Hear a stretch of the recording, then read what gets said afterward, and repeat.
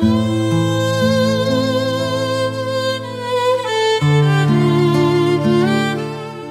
গুজবের অবসান ঘটিয়ে অবশেষে চলেই গেলেন বর্ষিয়ান অভিনেতা ধর্মেন্দ্র। আজ সোমবার দুপুরে মুম্বাইয়ের নিজ বাসায় শেষ নিঃশ্বাস ত্যাগ করেছেন তিনি। এমনটাই দাবি করেছে ভারতের জনপ্রিয় ম্যাগাজিন ফিল্মফেয়ার সহ একাধিক গণমাধ্যম। ভারতীয় গণমাধ্যমের একাধিক প্রতিবেদনে জানা গেছে, অভিনেতার বাড়িতে ইতোমধ্যে অ্যাম্বুলেন্স প্রবেশ করতে দেখা গেছে। বাড়ি থেকে 50 মিটার দূরত্বে ব্যারিকেড দিয়ে রাখা হয়েছে এবং নিরাপত্তা ব্যবস্থা জোরদার করা হয়েছে।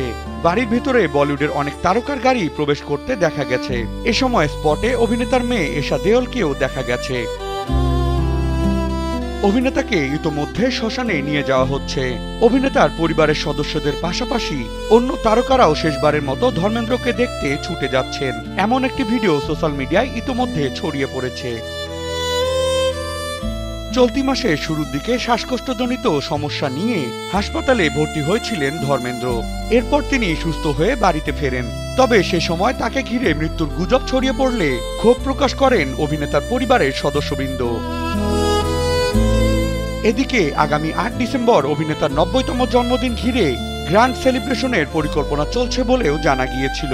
ইতোমধ্যে তার স্ত্রী হেমা মালিনীও নাকি প্রস্তুতি নিতে শুরু করে দিয়েছিলেন। তবে এবার আর জন্মদিন পালনের সময় বা সুযোগ কোনোটাই হয়ে উঠল না বলিউডের এই হিম্যানের। বিনোদন ডেস্ক, কালবেলা।